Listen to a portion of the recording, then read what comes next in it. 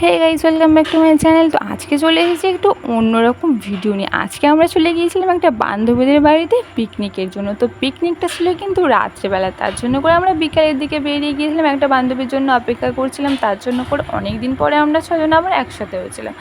তো তারপরে সাইকেল নিয়ে যাচ্ছিলাম, তো সাইকেল নিয়ে আমি আর ভিডিও করতে পারিনি, ওর ভিডিওটাই করেছি। দেখতেই পাচ্ছি, ওর মুখটা দেখাতে পারলাম না।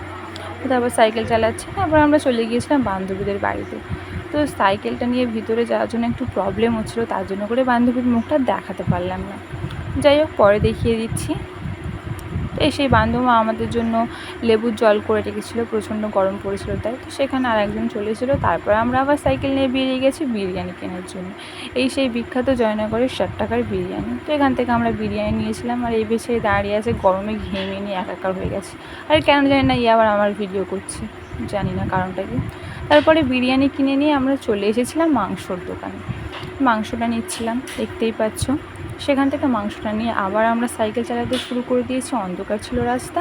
তো সেখান থেকে আমরা চলে গিয়েছিলাম বান্ধবীদের বাড়িতে।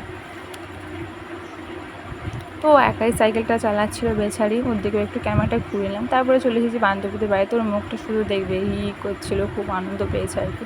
তারপরে এরা দুজন মিলে ভালো করে মাংসটা পরিষ্কার করে ধুয়ে নিচ্ছে, দেখতেই পাচ্ছ। তারপরে এরাই রান্নাটা করেছিল, আমি আর কিছু করিনি, আমি শুধু জাস্ট ভিডিওটা করেছি।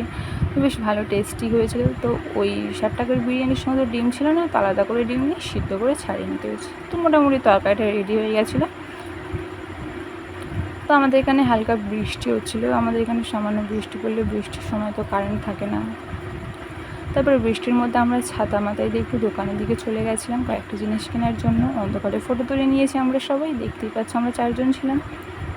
তারপরে ঘরে এসে আর একটু ফটো তুলে নিয়েছি। তারপরে আমরা খেতে বসে গিয়েছিলাম, সবাইকে দেখিয়ে দিচ্ছি।